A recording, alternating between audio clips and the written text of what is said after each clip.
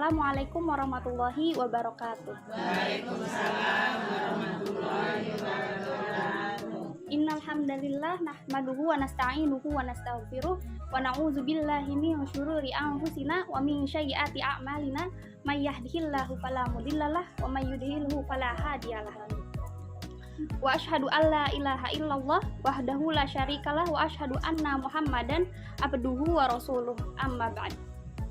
Alhamdulillahirabbil alamin wassalatu wassalamu ala asyrafil anbiya'i wal mursalin wa ala alihi wa sahbihi ajmain. Amma ba'd. Rabbi zidni ilma warzuqni fahma waj'alni minas sholihin. Rabbi syrahli sadri wa yassirli amri wahlul 'uqdatam min lisani yafqahu qawli. Pertama-tama puji syukur marilah kita panjatkan kepada Allah Subhanahu wa taala yang telah memberikan rahmat, hidayah serta karunia-Nya. Alhamdulillah kita dapat berkumpul di tempat yang insya Allah senantiasa dalam rahmat Allah Subhanahu wa taala. Amin. Sholawat serta salam marilah kita panjatkan kepada junjungan kita Nabi besar Muhammad sallallahu alaihi wasallam. Semoga kelak kita semua mendapatkan syafaat di yaumil qiyamah nanti ya Bu. Amin amin ya rabbal alamin. Yang terhormat Ketua Majelis Ta'lim Ibu Purwantini serta guru kita Ibu Hajah Cucu Suhaimi serta para ibu-ibu sekalian yang alhamdulillah terima kasih telah mengizinkan kami untuk mengisi majelis taklim pada hari ini. Terima kasih banyak Bu. Mohon maaf tidak bisa disebutkan satu persatu, namun tidak mengurangi rasa hormat saya sebagai pembaca materi pada hari ini. Nah, dalam kehidupan kita terkadang kita merasakan hal yang tidak mengenakan, bisa kita sebut sebagai ujian atau musibah. Selanjutnya kita akan membahas mengenai bagaimana cara menjalani ujian agar terasa ringan. Yang pertama adalah mengimani takdir Allah.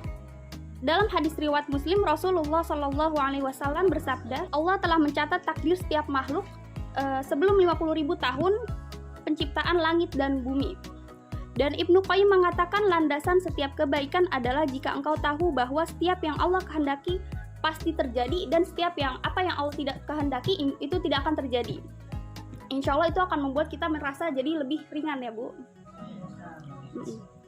Yang kedua adalah yakin bahwa ada hikmah di balik cobaan yang Allah berikan. Jadi agar ujian kita terasa lebih ringan, yakin bahwa ada hikmah di balik cobaan-cobaan tersebut ya Bu. Boleh jadi apa yang kita suka justru itu tidak baik buat diri kita. Dan sebaliknya apapun itu kalau misalkan kita merasa itu tidak baik, justru itu bisa jadi yang terbaik buat kita gitu. Karena Allah itu lebih mengetahui dibanding kita yang hanya manusia biasa. Selalu ada hikmah, selalu ada kebaikan dalam setiap kejadian ya. Selanjutnya ingatlah bahwa musibah yang kita hadapi itu belum seberapa. Rasulullah bersabda, siapa saja yang terasa berat ketika menghadapi musibah, maka ingatlah musibah yang menimpaku, tentu mereka akan merasa ringan dengan musibah tersebut. Ingat bahwa Rasulullah itu sudah yatim piatu sejak kecil, dimusuhi oleh saudara-saudaranya termasuk paman-pamannya karena menegakkan agama Islam itu sendiri, bahkan kehilangan harta, kemudian diusir dari kampung halamannya sendiri, kemudian dicaci maki sahabat-sahabatnya, pokoknya diperlakukan secara tidak baik. Atau ibu mungkin bisa lihat teman-teman ibu mungkin yang mungkin cobaannya lebih banyak, lebih berat gitu dari kita. Insya Allah itu kita ngerasa, oh berarti alhamdulillah kayak masih ngerasa lebih ringan gitu ujian-ujiannya. Selanjutnya ketahuilah bahwa semakin kuat iman kita memang akan semakin diuji oleh Allah Subhanahu wa taala. Kita bisa lihat bahwa Rasulullah Shallallahu alaihi wasallam pernah ditanya oleh seorang sahabat Rasul, manusia manakah yang paling berat ujiannya? Maka Rasul menjawab para nabi. Kemudian kata Rasul, apabila agamanya kuat maka akan semakin kuat atau berat pula ujiannya. Apabila agamanya lemah maka diuji sesuai dengan keimanannya seseorang itu. Kata Rasul, seorang hamba senantiasa akan mendapatkan cobaan hingga ia berjalan di muka bumi dalam keadaan bersih dari dosa. Jadi kalau misalkan keimanan level kita tuh tinggi, berarti yang mengganggu jin kita tuh level tinggi juga Bu gitu. Selanjutnya yakinlah bahwa di balik kesulitan pasti ada kemudahan. Kata Allah dalam surat Al-Insyirah yang biasa kita baca, Bismillahirrahmanirrahim, Fa inna ma'al usri yusra, inna ma'al usri yusra. Sesungguhnya sesudah kesulitan dan pasti akan ada kemudahan. Pasti itu insya Allah ada. Allah kasih ujian, Allah pasti akan kasih solusi. Jangan khawatir selama ibu itu bersama dengan Allah. Allah hanya ingin lihat seberapa jauh keimanan ibu, kedekatan ibu kepada Allah. Allah akan kasih solusi dan dari permasalahan yang ibu hadapi.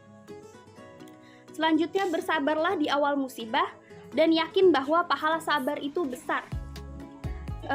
Ali bin Abi Thalib mengatakan sabar dan iman adalah bagaikan kepala pada jasad manusia. Rasul meminta untuk bersabar dan Rasul pun menasihati Rasulullah ketika melihat ada seorang perempuan menangis di kuburan. Rasul meminta untuk bersabar dan Rasul pun menasihati perempuan tersebut bahwa yang namanya sabar seharusnya dimulai ketika awal musibah. Itulah yang disebut dengan sabar yang sebenarnya. Yang ketujuh, supaya kita merasa lebih ringan dalam menghadapi ujian, yaitu ucap innalillahi wa inna ilaihi raji'un. Ummu Salamah saat sebelum menikah dengan Rasul, pada saat itu masih menjadi istri dari Abu Salamah. Kemudian Abu Salamah meninggal dunia, maka Ummu Salamah pun mengucapkan innalillahi wa inna ilaihi raji'un.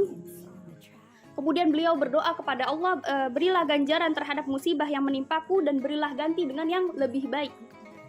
Dan akhirnya Allah berikan kesabaran untuk Ummu Salamah.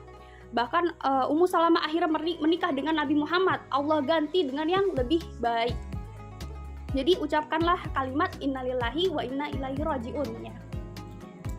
Selanjutnya yang terakhir, supaya kita merasa ujian yang kita hadapi terasa lebih ringan, maka introspeksi diri. Kita sudah sama-sama pernah membaca surat Asy-Syura ayat 30 yang artinya, apa saja musibah yang menimpa kamu, maka adalah disebabkan oleh perbuatan tangan kamu sendiri. Musibah atau cobaan yang terjadi kepada kita bisa saja disebabkan dosa-dosa yang mungkin pernah kita alami, kita lakukan. Itu misal kayak syirik atau dosa-dosa besar lainnya. Karena dengan itu kita lihat dari perkataan Ibnu Abbas, beliau mengatakan akan disegerakan siksaan bagi orang-orang beriman di dunia disebabkan dosa-dosa yang mereka perbuat.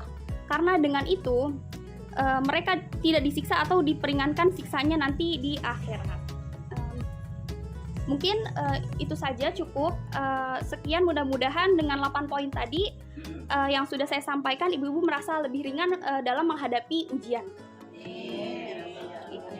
Cobaan itu pasti akan terjadi, Bu.